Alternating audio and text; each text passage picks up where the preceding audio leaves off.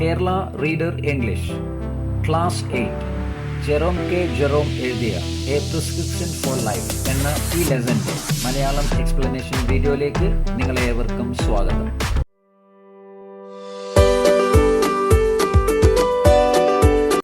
ഈ പാഠം എഴുതിയ ജെറോം കെ ജെറോം എന്ന വ്യക്തിയെക്കുറിച്ച് ചുരുക്കം ചില കാര്യങ്ങൾ നമുക്ക് മനസ്സിലാക്കാം. Jerome K Jerome 1859-1927 was an English writer and humorist. Jerome K Jerome എന്ന് പറഞ്ഞ ഇദ്ദേഹം 1859 ജനിക്കുന്നു. 1927 ഇദ്ദേഹം മരിക്കുന്നത്. ഇദ്ദേഹം ഒരു ഇംഗ്ലീഷ് എഴുത്തുകാരനും ഹാസ്യ രചയിതാവുമായിരുന്നു. Born in a poor family, he faced financial difficulties and personal hardships throughout his early life. അതായത് ഇദ്ദേഹം ജനിക്കുന്നത് ഒരു വളരെ പാവപ്പെട്ട ദരിദ്രമായ കുടുംബത്തിലാണ്. അദ്ദേഹം തൻ്റെ ഈ ബാല്യകാലം മുഴുവനും സാമ്പത്തിക ബുദ്ധിമുട്ടും വ്യക്തിപരമായ കഷ്ടപ്പാടുകളൊക്കെ അനുഭവിച്ചിട്ട് ജീവിച്ചൊരു വ്യക്തിയായിരുന്നു. Despite these challenges, he pursued a career in writing and acting.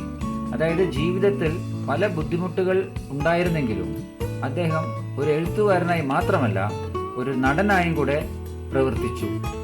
Okay, his warm and humorous style won him great acclaim.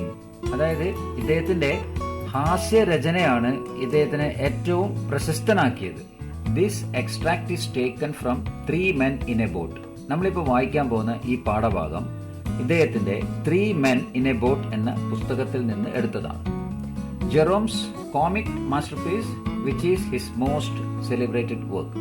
ഇദ്ദേഹത്തിന്റെ ഹാസ്യ സാഹിത്യത്തിലെ ഏറ്റവും മികച്ച കൃതിയായിട്ടാണ് ഈ പുസ്തകത്തിനെ കണക്കാക്കപ്പെടുന്നത്.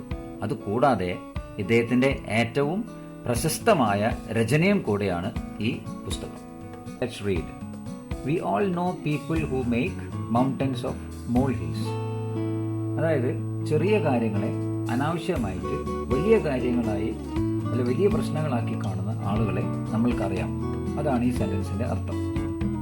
ഇവിടെ നിങ്ങൾക്ക് മോൾ ഹിൽസ് എന്നൊരു വാക്കാണ്. എന്താണ് ഈ മോൾ ഹിൽസ്? ഇത് 2 വാക്കാണ്. ഒന്ന് മോൾ, മറ്റേത് ഹിൽസ്. ഹിൽസ് എന്ന് പറഞ്ഞാൽ മലകൾ, മോൾ എന്ന് പറഞ്ഞാൽ ഒരു പ്രത്യേക തരം ചെറിയ ജീവി, എലീനെ പോലെ ഉണ്ടാവും. ഓക്കെ, അത് ഈ ഭൂമിക്ക് അടിയിൽ ജീവിക്കുന്ന ഒരു തരം ജീവിയാണ്.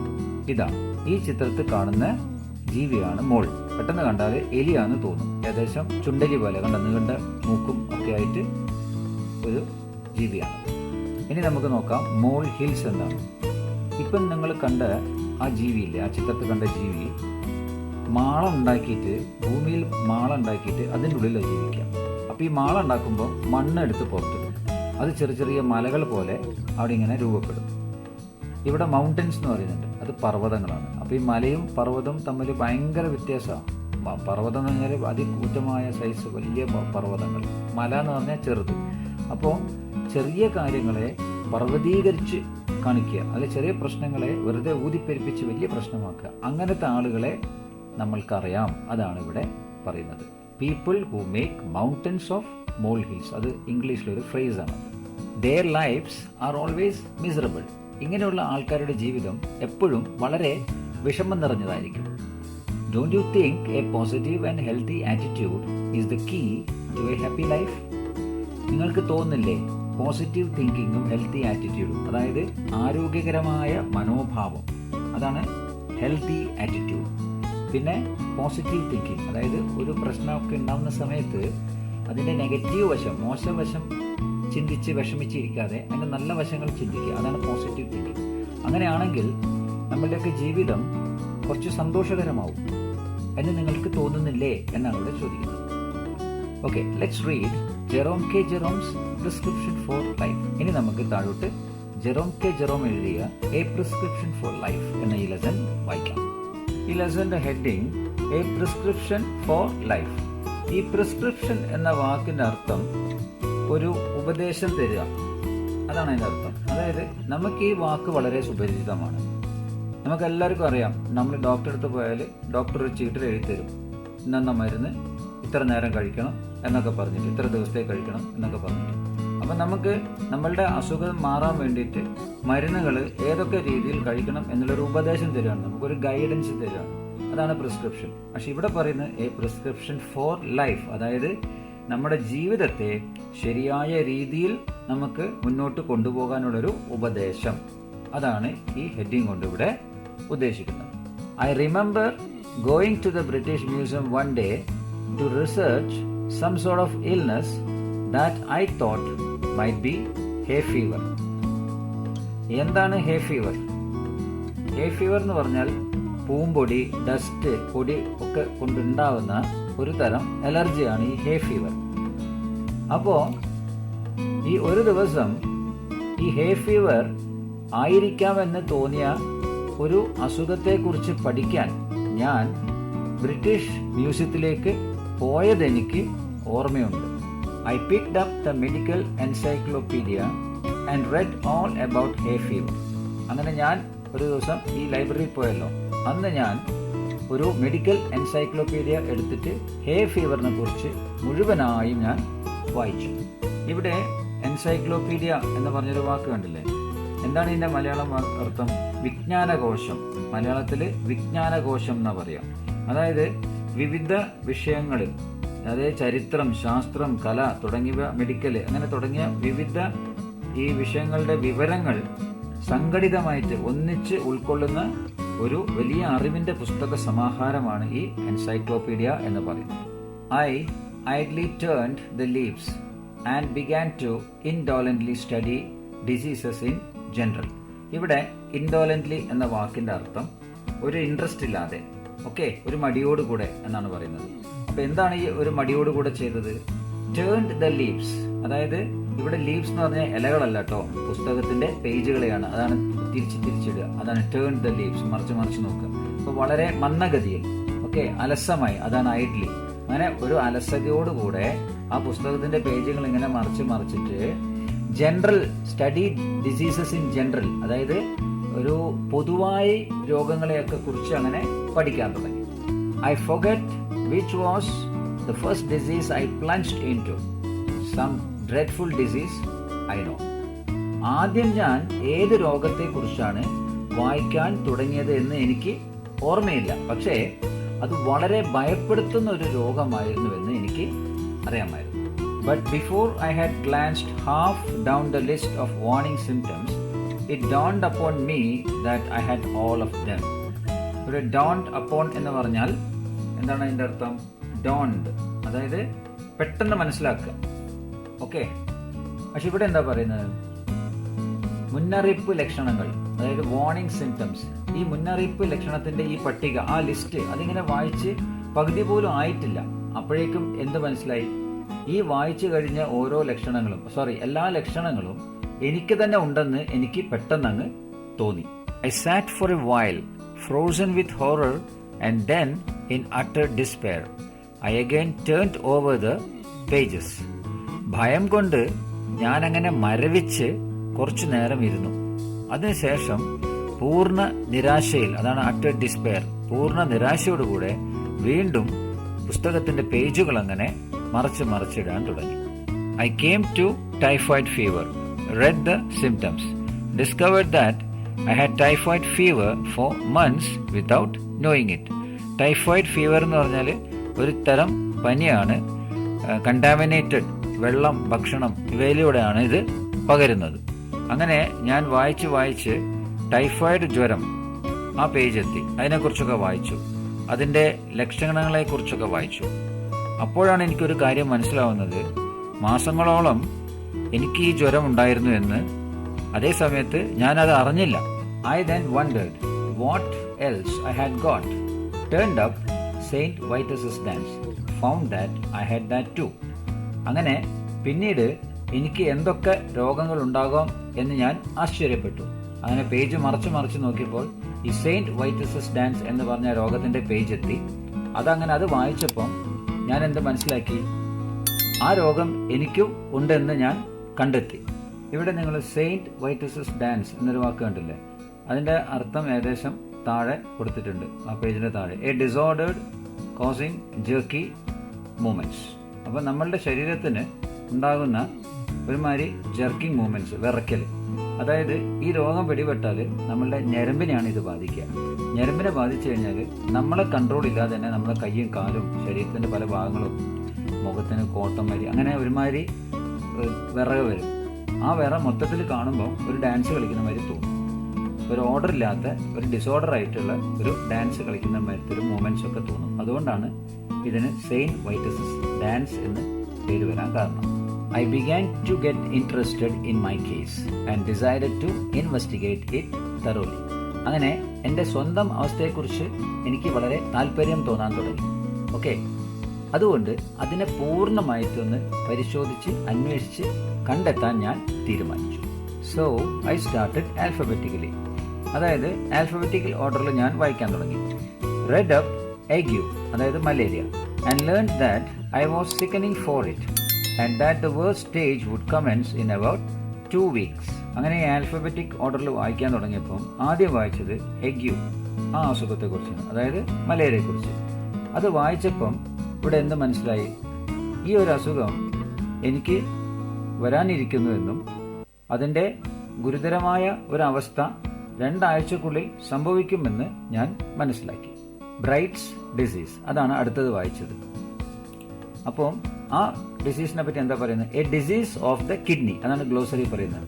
അപ്പോൾ കിഡ്നികൾക്ക് വരുന്ന ഒരു തരം രോഗം, അതാണ് Bright's disease. I was relieved to find I had only in a mild form. അപ്പം ഈ ഒരു രോഗം എനിക്ക് വളരെ സ്ട്രോങ് ആയിട്ട് പിടിപെട്ടിട്ടില്ല. അത് മനസ്സിലാക്കിയപ്പോൾ എനിക്ക് വളരെ ആശ്വാസം തോന്നി.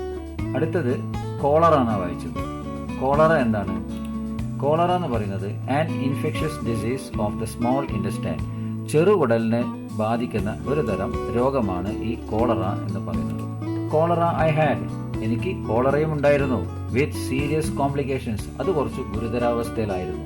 പിന്നെ വായിച്ചത് ഡിഫ്തീരിയ എന്ന് പറഞ്ഞ ഒരു അസുഖത്തെ കുറിച്ചാണ്. എന്താണ് ഡിഫ്തീരിയ? ഡിഫ്തീരിയ എന്ന് പറഞ്ഞാൽ a serious infection of the throat and nose, തൊണ്ടയ്ക്കും മൂക്കിനും ബാധിക്കുന്ന ഒരു തരം വളരെ ഗുരുതരമായ ഒരു അസുഖമാണ് ഈ ഡിഫ്തീരിയ എന്ന് പറയുന്നത്. And diphtheria I seem to have been born with.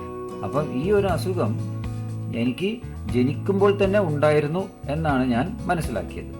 I carefully went through all the 26 letters and the only malady I could conclude I had not got was housemaid's knee. ഇവിടെ ഒരു വാക്ക് കാണാം നിങ്ങൾക്ക്, melody. എന്താണ് melody എന്ന് പറഞ്ഞാൽ? ഇവിടെ കൊടുത്തിരിക്കുന്നത് melody എന്ന് പറഞ്ഞാൽ ഡിസീസ്, അതായത് അസുഖം. പിന്നെ അടുത്തത് ഹൗസ്മെയ്ഡ്സ് നീ. ഹൗസ്മെയ്ഡ്സ് നീ എന്ന് പറഞ്ഞാൽ ഇവിടെ കൊടുത്തിരിക്കുന്നത് a swelling of the knees, അതായത് മുട്ടിന്, കാൽമുട്ടിന് വരുന്ന ഒരു തരം വീക്കം. അങ്ങനെ ആൽഫബറ്റിക് ഓർഡറിൽ എല്ലാ രോഗങ്ങളെയും കുറിച്ച് ഞാൻ വായിച്ചു. ആ സമയത്ത് എനിക്ക് മനസ്സിലായത് എന്താണ്? ഹൗസ്മെയ്ഡ്സ് നീ, അതായത് മുട്ടിന് വരുന്ന ഒരു തരം രോഗം, ഒരു തരം വീക്കം, അത് എനിക്ക് പിടിപെട്ടിട്ടില്ല എന്ന് എനിക്ക് മനസ്സിലായി. I felt rather hurt about this at first. It seemed somehow to be a kind of insult. Why hadn't I got housemaid's knee? എന്തുകൊണ്ട് എനിക്ക് ഈ ഹൗസ്മെയ്ഡ്സ് നീ എന്ന് പറഞ്ഞ രോഗം പിടിപെട്ടില്ല? അപ്പം ഇത് ആലോചിച്ചിട്ട് എനിക്ക് ആദ്യം കുറച്ച് വിഷമം തോന്നി. അതാ rather hurt about this at first, അതാ പറയുന്നത്. ആദ്യം എനിക്ക് കുറച്ച് വിഷമം തോന്നി. പിന്നീട് എ കൈൻഡ് ഓഫ് ഇൻസൾട്ട്, അതൊരു അപമാനമായിട്ട് കൂടെ എനിക്ക് തോന്നി. Why was this illness left out? ഈ രോഗം എന്തുകൊണ്ട് എനിക്ക് വന്നില്ല? അതാണ് ഇവിടെ ചോദിക്കുന്നത്. After A while however less greedy feelings took over. അങ്ങനെ കുറച്ച് കഴിഞ്ഞതിന് ശേഷം ആ ഒരു അധികം ആഗ്രഹിക്കുന്ന മനോഭാവം, അതാണ് ഗ്രീഡി ഫീലിംഗ് എന്ന് പറയുന്നത്. ഓക്കെ, അധികം ആഗ്രഹിക്കുന്ന മനോഭാവം, ആ ഒരു മനോഭാവം കുറയാൻ തുടങ്ങി. I reflected that I had every other non disease in the pharmacology. ഇവിടെ ഫാർമക്കോളജി എന്ന വാക്കിന്റെ അർത്ഥം നമുക്ക് ഒന്ന് നോക്കാം. എന്താണ് ഇവിടെ പറയുന്നത്? A list of illness here എന്ന് പറയുന്നത്, അതായത് ഈ പാഠത്തില് ഫാർമക്കോളജി എന്ന വാക്കിന്റെ അർത്ഥം എ ലിസ്റ്റ് ഓഫ് ഇൽനെസ്, അതായത് അസുഖങ്ങളുടെ ഒരു പട്ടിക, ഒരു ലിസ്റ്റ്, അസുഖങ്ങളുടെ ഒരു ലിസ്റ്റ്. അപ്പോൾ ഇവിടെ ലെസണിൽ പറയുന്നു I reflected that I had every other non disease in the pharmacology. അപ്പോൾ ഈ അസുഖങ്ങളുടെ ലിസ്റ്റിൽ അറിയപ്പെടുന്ന എല്ലാ രോഗങ്ങളും എനിക്ക് ഉണ്ടെന്ന് ഞാൻ ചിന്തിച്ചു. ഐ ഗ്രൂ ലെസ് സെൽഫിഷ്, അതായത് ഞാൻ കുറച്ച് സ്വാർത്ഥത കുറച്ചു. And determined to do without housemaid's knee. അങ്ങനെ ഈ ഹൗസ്മെയ്ഡ്സ് നീ എന്ന് പറഞ്ഞ ഈ ഒരു രോഗം ഇല്ലെങ്കിലും കുഴപ്പമില്ല എന്ന് ഞാൻ അങ്ങ് തീരുമാനിച്ചു. gout in its worst form had seized me without my knowledge. ഇവിടെ ഗൗട്ട് എന്നൊരു വാക്കുണ്ടല്ലേ, എന്താണ് ഈ ഗൗട്ട് നമുക്ക് നോക്കാം. ഗൗട്ട് എന്ന് പറഞ്ഞാൽ ഇവിടെ കൊടുത്തിട്ടുണ്ട് എ ഫോം ഓഫ് ആർത്രൈറ്റിസ്, ഒരു തരം സന്ധിവാതം. അപ്പം ഈ രോഗം ഇൻ ഇറ്റ്സ് വേഴ്സ്റ്റ് ഫോം, അതിന്റെ ഗുരുതരമായ അവസ്ഥയിൽ had seized me without my knowledge, എൻ്റെ അറിവില്ലാതെ തന്നെ അതെനിക്ക് ബാധിച്ചിരുന്നു. And zymosis I had clearly been suffering from my boyhood. ഈ സിമോസിസ് എന്ന് പറഞ്ഞ ഈ ഒരു അസുഖം എൻ്റെ ബാല്യം മുതൽ തന്നെ എനിക്ക് ഉണ്ടായിരുന്നു. എന്താണ് ഈ സിമോസിസ്? ഇവിടെ കൊടുത്തിട്ടുണ്ട്. സിമോസിസ് എന്ന് പറഞ്ഞാൽ എ റെയർ ഇൻഫെക്ഷ്യസ് ഡിസീസ്, ഒരു അപൂർവമായ പകർച്ചവ്യാധി, അതാണ് സിമോസിസ്. There were no more diseases after zimosis. അങ്ങനെ ഈ സിമോസിസ് എന്നുള്ള രോഗം കഴിഞ്ഞിട്ട് ഇനി അങ്ങോട്ട് ആ ലിസ്റ്റിൽ വേറെ രോഗങ്ങളുടെ പേരൊന്നും ഇല്ല. So I concluded that there was nothing else the matter with me. അപ്പോൾ ഞാനൊരു കാര്യം തീരുമാനിച്ചു, ഇനി എനിക്ക് വേറെ രോഗങ്ങളൊന്നും ഇല്ല. I sat and pondered. I thought what an interesting case I must be from a medical point of view. What an acquisition I should be to a class. ഒരു medical കാഴ്ചപ്പാടിൽ ഞാൻ എത്ര വിചിത്രമായിരിക്കും. പിന്നെ വിദ്യാർത്ഥികൾക്ക് പഠിക്കാൻ ഞാൻ നല്ലൊരു വിലപ്പെട്ട ആളായിരിക്കും. ഇങ്ങനെയൊക്കെ ഞാൻ ഇരുന്ന് ചിന്തിച്ചു. Students would have no need to walk the hospitals if they had me. എന്നെ പരിശോധിച്ച് പഠിക്കുകയാണെങ്കിൽ ഈ വിദ്യാർത്ഥികൾക്ക് ഈ ആസ്പത്രികളിലെല്ലാം പോയിട്ട് രോഗികളെ കണ്ടു പഠിക്കേണ്ട ഒരു ആവശ്യവും വരില്ല. I was a hospital in myself. എന്താണ് കാരണം? ഞാൻ തന്നെ ഒരു മുഴുവൻ ആശുപത്രി ആയിരുന്നു. All they need do would be to walk round me and after that take the diploma. അവർ ചെയ്യേണ്ടത് ഒരു കാര്യം മാത്രം, എൻ്റെ ചുറ്റും ഒന്ന് നടക്കുക, അതിനുശേഷം അവർക്ക് അവരുടെ ഡിപ്ലോമ എടുക്കാം. Then I wondered how long I had to live. പിന്നീട് ഞാൻ ചിന്തിച്ചു, ഞാൻ എത്ര കാലം കൂടി ജീവിക്കും. I try to examine myself. ഞാൻ എന്നെ തന്നെ ഒന്ന് പരിശോധിക്കാൻ ശ്രമിച്ചു. I felt my pulse. ഞാൻ എൻ്റെ പൾസ് ഒന്ന് തൊട്ടു നോക്കി. I could not at first feel any pulse at all. ആദ്യമൊക്കെ എനിക്ക് എൻ്റെ ആ പൾസിൻ്റെ ആ ഒരു മിടിപ്പ് അതൊന്നും എനിക്ക് അറിയാൻ സാധിച്ചില്ല. I try to feel my heart. ഞാൻ എൻ്റെ ഹൃദയം ഒന്ന് പരിശോധിക്കാൻ ശ്രമിച്ചു. I could not feel it. എനിക്കത് അനുഭവിക്കാൻ കഴിഞ്ഞില്ല. It had stopped beating. അതിൻ്റെ മിടിപ്പ്, ഹൃദയമിടിപ്പ് നിന്നിരുന്നു. I patted myself all over my body. അങ്ങനെ ഞാൻ എൻ്റെ മുഴുവൻ ശരീരവും തട്ടാൻ തുടങ്ങി. But I could not feel or hear anything. പക്ഷെ എനിക്ക് ഒന്നും അനുഭവിക്കാൻ സാധിക്കുന്നില്ല, അതേ സമയത്ത് ഒന്നും കേൾക്കുന്നുമില്ലായിരുന്നു. I try to look at my tongue. I could only see the tip. അങ്ങനെ ഞാൻ എൻ്റെ നാവ് നോക്കാൻ ശ്രമിച്ചു, പക്ഷേ അതിൻ്റെ അറ്റം മാത്രമേ എനിക്ക് കാണാൻ സാധിച്ചുള്ളൂ. And the only thing that I could gain, പക്ഷെ ഒരു കാര്യം മാത്രം എനിക്ക് നേടാൻ സാധിച്ചു. Was to feel more certain than before that I had scarlet fever. മുമ്പത്തേക്കാൾ കൂടുതൽ ഒരു കാര്യം ഞാൻ ഉറപ്പിച്ചു. എന്ത്? എനിക്ക് സ്കാർലറ്റ് ഫീവർ ഉണ്ടെന്ന്. എന്താണ് ഈ സ്കാർലറ്റ് ഫീവർ? നമുക്ക് നോക്കാം. സ്കാർലറ്റ് ഫീവർ എന്ന് പറഞ്ഞാൽ an infectious disease that causes red marks on the skin. നമ്മളുടെ തൊലിയുടെ മേലെയൊക്കെ ചുവപ്പ് കളറുള്ള ഒരു മാർക്ക്, ഒരു കലകൾ വരിക, അത് ഇൻഫെക്ഷ്യസ്, അത് പകരുന്നതാണ്. അങ്ങനത്തെയുള്ള ഒരു അസുഖത്തിനെയാണ് സ്കാർലറ്റ് ഫീവർ എന്ന് പറയുന്നത്. I had walked into that reading room as a happy, healthy man. അങ്ങനെ ആ ഒരു വായനശാലയ്ക്ക് ഞാൻ കടന്നു പോയത് വളരെ സന്തോഷത്തോടെയും നല്ല ആരോഗ്യത്തോടുകൂടിയായിരുന്നു. I crawled out a decrepit wreck. എന്താണ് decrepit എന്ന വാക്ക്? decrepit എന്ന് പറഞ്ഞാൽ weak and feeble, ശക്തിയില്ലായ്മ. ഫീബിൾ എന്ന് പറഞ്ഞാൽ ക്ഷീണിതാവസ്ഥ. അപ്പോൾ ശക്തിയില്ല, വളരെ ക്ഷീണത്തിലാണ്. അങ്ങനത്തെ ഒരു അവസ്ഥയെയാണ് decrepit എന്ന് പറയുന്നത്. അപ്പോൾ ഇവിടെ പറയുന്നു I crawled out a decrepit wreck. Wreck എന്ന് പറഞ്ഞാൽ തകർച്ച. അപ്പം വളരെ ശക്തിയില്ലാതെ ക്ഷീണിച്ച് തകർന്ന് എഴഞ്ഞാണ് ഞാൻ പുറത്തേക്ക് വന്നത്. I went to my doctor. Is an old chum of mine and feels my pulse and looks at my tongue and talks about the weather, all for nothing. When I think I'm sick. എനിക്ക് സുഖമില്ല എന്ന് തോന്നുമ്പോഴൊക്കെ ഞാൻ എൻ്റെ ആ പഴയ സുഹൃത്ത്, അതാണ് old chum, പഴയ സുഹൃത്തായ ഡോക്ടറെ കാണാൻ പോകും. He feels my pulse. എൻ്റെ പൾസ്, എൻ്റെ നാഡി അദ്ദേഹം തൊട്ട് നോക്കും. Looks at my tongue. എൻ്റെ നാവ് നോക്കും. ടോക്സ് അബൌട്ട് ദ വെദർ, കാലാവസ്ഥയെക്കുറിച്ചൊക്കെ സംസാരിക്കും. ഓൾ ഫോർ നത്തിങ്, ഈ കാര്യത്തിനൊന്നും അദ്ദേഹം എൻ്റെ അടുത്ത് ഫീസ് വാങ്ങാറില്ല. So I thought I would return the favour by going to him now. അതുകൊണ്ട് ഇപ്പോൾ തന്നെ ഞാൻ തിരിച്ച് അവൻ്റെ അടുത്ത് പോയിട്ട് അവനൊരു സഹായം നൽകണം എന്ന് ഞാൻ വിചാരിച്ചു. What a doctor wants, I said, is practice. ഒരു ഡോക്ടർക്ക് എന്താണ് വേണ്ടത്? പരിശീലനം എന്ന് ഞാൻ പറഞ്ഞു. ഹി ഷാൽ ഹാവ് മീ, അദ്ദേഹത്തിന് എന്നെ കിട്ടും.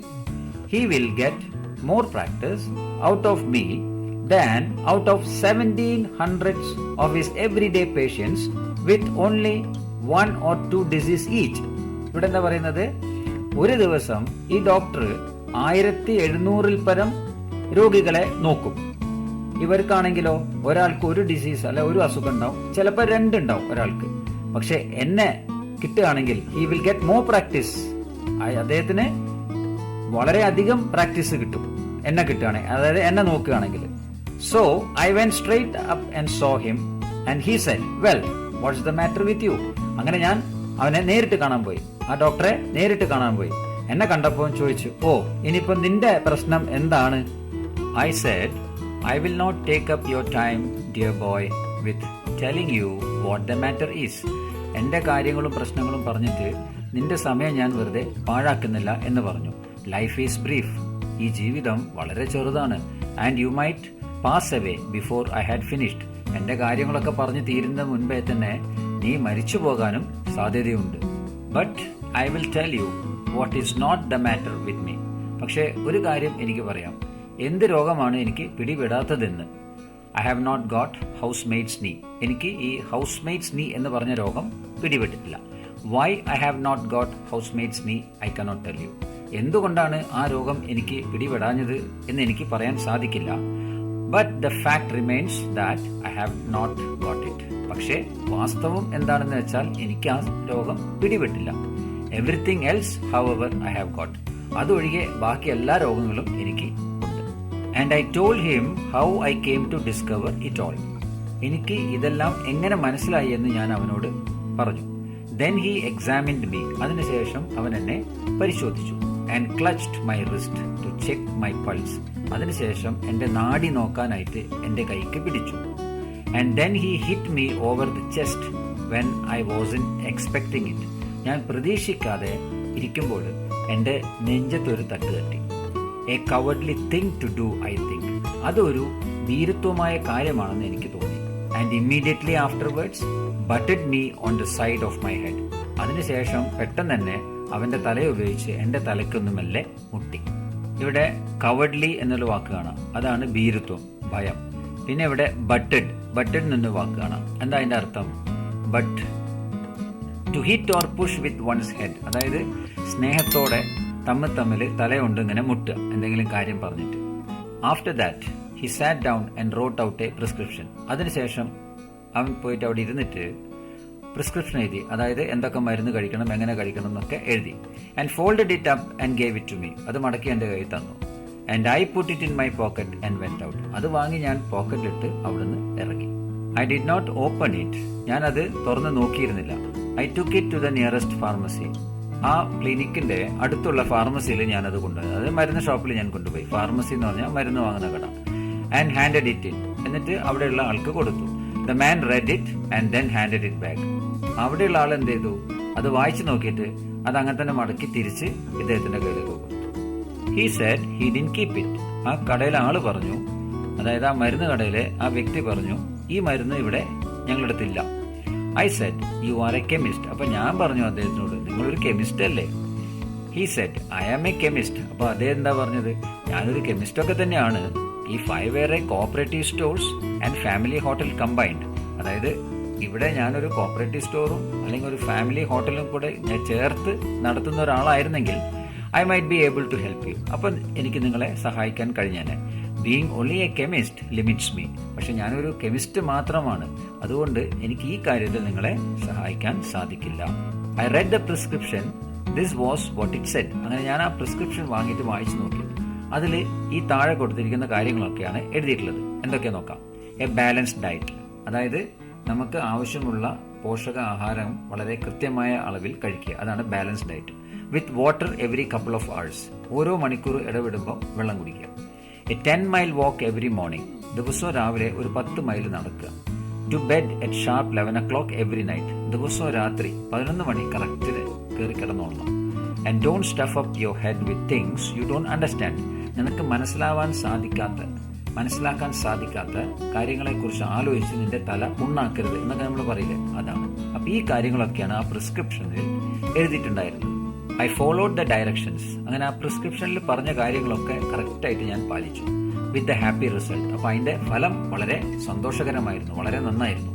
സ്പീക്കിംഗ് ഫോർ മൈസെൽഫ്, ഞാൻ എന്റെ കാര്യം പറയുകയാണെങ്കിൽ, that my life was saved and is still going on. എന്റെ ജീവൻ രക്ഷപ്പെട്ടു, ഞാൻ ഇപ്പോഴും സന്തോഷത്തോടെ ജീവിക്കുന്നു.